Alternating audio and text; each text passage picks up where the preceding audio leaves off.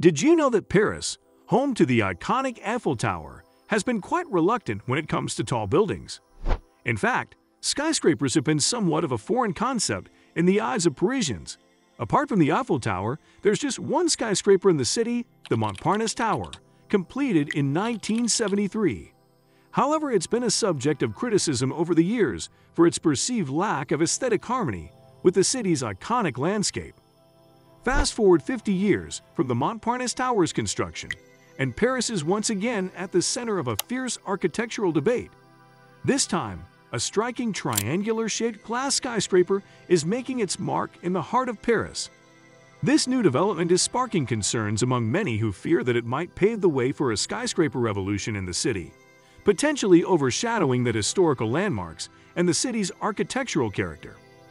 So how did the city that gave us the Eiffel Tower and the Louvre Pyramid become so wary of bold construction? In this video, we will delve into why Paris has had a long-standing aversion to skyscrapers and how this upcoming addition might redefine the city's skyline. Don't forget to hit that subscribe button and share your thoughts in the comments. Your support helps us grow as a channel. Why Paris hates its only skyscraper? There's a long-standing joke in Paris about the Montparnasse Tower. People say the best thing about it is the view from the top. Not because it offers breathtaking sights of the Eiffel Tower or the Sacred Heart Basilica, which sit beautifully on Montparnasse, but because it's the only place in the city where you can't see the tower itself. This 59-story skyscraper, with its distinctive brown glass, was finished in 1973. Many Parisians have strong objections to it, considering it an eyesore in a city known for its beautiful skyline. Remarkably, it's the only skyscraper in Paris, towering at 210 meters, in a city that typically sticks to a more uniform architectural style. While Paris has business districts with some skyscrapers, like La Défense, and areas like the 13th and 15th arrondissements have a few, the heart of the city is largely free of skyscrapers.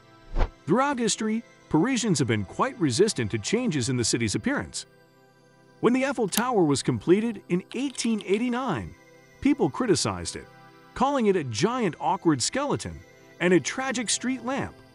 Even the glass pyramids added to the Louvre Museum in the 1980s faced initial opposition for being too different in style. Over time, though, Parisians came to embrace these structures as symbols of their city. Unfortunately, the Montparnasse Tower, which recently marked its 50th year, remains unappreciated and unloved by many. Modernization of Paris. Paris has a city plan and an architectural style that goes back to the mid-1800s. Back then, the city was seen as overcrowded, gloomy, and full of diseases. But things started to change when Napoleon III took charge. He wanted to turn Paris into a modern, vibrant European city. So they began making big changes. They tore down the old medieval streets and run-down buildings to make room for new wide streets, public squares, and parks. It was like a fresh start for Paris. This was about a century ago. But then, after World War II, France had a big rebuilding job to do. They wanted to modernize the whole country, like what was happening in the United States and the United Kingdom. They were adding highways and tall buildings. In Paris, one of the areas they wanted to transform was Montparnasse, in the southern part of the city. The plan was to create a modern neighborhood for a new generation of office workers. They built new offices, apartment buildings, fixed up the train station, made a highway to the new airport in the south of Paris, and of course, they built the Montparnasse Tower. It was all part of making Paris more up-to-date. The future of skyscrapers in Paris? In the beginning, there was a lot of excitement about making Paris more modern. People thought it was a good idea, but that didn't last long. People living in the area didn't like the Montparnasse Tower because it was much taller than the other buildings around. Because of all the complaints, the city council made a rule in 1977 that no buildings could be taller than 37 meters. This rule stopped any more skyscrapers from being built until 2010. In 2010, the city government changed the rules to allow tall office buildings on the outskirts of the city, but still inside the city's borders. This decision started a big debate among the people. In 2014, during the election for the mayor of Paris, one person running for mayor even said they should tear down the Montparnasse Tower, calling it a big problem for the city. But the person who won, the current mayor, Anne Hidalgo, said that the idea was silly, although she admitted that the building isn't the most beautiful. Still, many people thought it was time to think about whether tall buildings should be a part of Paris. Even famous architect Jean Nouvel said it was time to stop thinking of Paris as a city that should be like a museum. Finally, in 2015, after a long process, the city government approved the building of another skyscraper, the Triangle Tower, which stands at 180 meters. It's on the edge of the southwestern 15th arrondissement. The Triangle Tower, also known as Project Triangular, was designed by Swiss architects Herzog and de Meuron.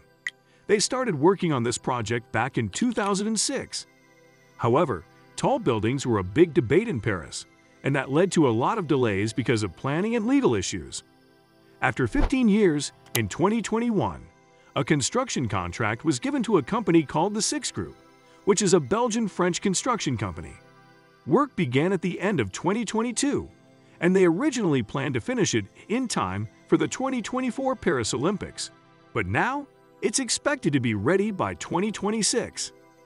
This building will be the first skyscraper in Paris since the Montparnasse Tower in 1973. It's going to be the tallest building in the southwestern part of the city. The cost to build it is around 670 million euros. The Triangle Tower will be 42 stories high, reaching 590 feet. With a floor space of 90,000 square meters, it will be the third tallest building in Paris, only behind the Montparnasse Tower and the Eiffel Tower. It has a trapezoidal shape, which means it will look slim when viewed from central Paris, but wide when seen from the east or west. This design helps give great views from inside while casting a smaller shadow on nearby buildings. The tower will have room for about 5,000 workers and will include offices, a conference center, a cultural center, a health center, street-level shops, observation decks, and a restaurant at the very top. They're also doing a lot to make it environmentally friendly. This includes using geothermal systems, a heating network, and systems to save energy and heat. They also have a special kind of facade and 1,000 square meters of panels to capture energy from the sun. This is all part of making the building line up with the goals of the Paris Climate Agreement. Ban on skyscrapers. In a surprising turn of events, they've once again said no to building more skyscrapers in Paris. They brought back the rule that says no building can be taller than 37 meters. They did this as part of a big plan to fight climate change and reduce the pollution in the city.